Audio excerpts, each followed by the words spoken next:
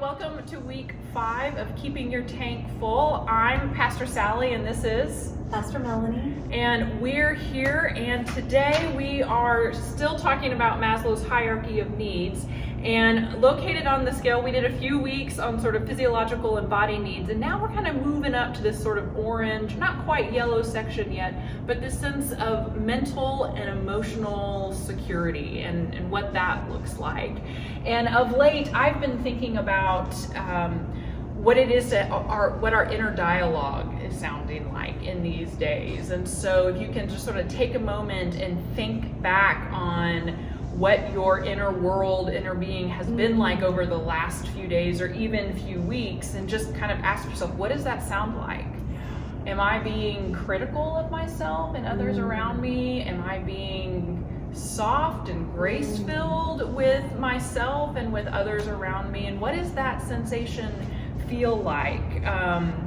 It reminds me of a quote from a colleague that I used to work with, our current interim executive presbyter, Dee Cooper. On the bottom, very bottom of all of her emails, she has a phrase, and it just says, "Be gentle with yourself." And it's referring to this sort of inner dialogue, this sort of sense of you be kind with yourself, which will help you be kind with others. But it's kind of this moving to what we're thinking versus how we're feeling. Right, yeah. And I think sometimes the way that we're thinking can influence how we feel. So if I've got that critical tape running in my head about myself or people around me or situations, then I have feelings that are related to that. I feel frustrated, I feel angry, I feel antsy, because it's that critical voice in my head that just kind of doesn't help build up, but it helps tear down a little bit. And critical thinking is super important, but when it's in our head and we can kind of get stuck there, that's where things can go awry. And so we want to be careful of that. And right now, there's so much stress that we're under, it can be really easy. We're questioning our decisions, we're second guessing ourselves. Everything feels really big, when it used to be like things we didn't even have to think about at all.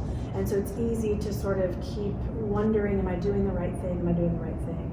And being critical. Or maybe we're being more gracious, and that can affect our mood and emotions as well. That can help us to feel warm. It can help us to feel loving. It can help us to feel gracious and forgiving and kind and compassionate. And so sometimes I think the ways we train our brains and our thoughts has a direct impact on our feelings. So if you notice yourself getting stuck in a place, it might be helpful if you can just take a step out. It helps me just to sort of take more of a 10,000-foot view and say, hey, what's going on here? I'm kind of playing this tape over and over again. This didn't feel good. And then to shift that, kind of the thinking impacting the feelings. And then I think we can manage a little better and not get lost in some of those places. And 2, feelings aren't necessarily bad or wrong. Feelings just are. Some of them don't feel good. Doesn't always feel good when we're sad or when we're angry or when we're in a place of despair. But that's also just a natural part of life and being human. And God gave us those emotions. They have purposes for us.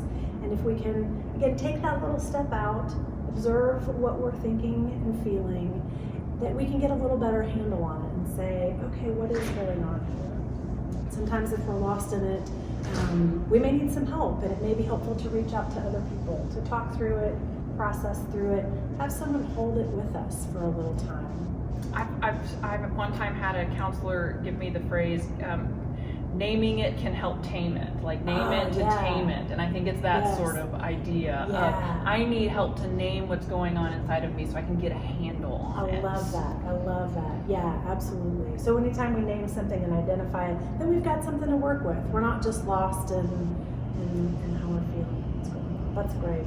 And it's interesting, I had a therapist who said be gentle with yourself a lot too. So from our colleagues and therapists, to us and to you, I think it's great wisdom for this day, just to be gentle with ourselves. And with each other. And so next week we're going to again be working on this mental and emotional place, and we're going to talk about the the resources that are accessible to us. So we're not the only two resources that are accessible to you when dealing with mental and emotional needs. And so we're going to talk more about that next week. So come back and join us. Yeah, we'll see you then. Thank you. Thanks.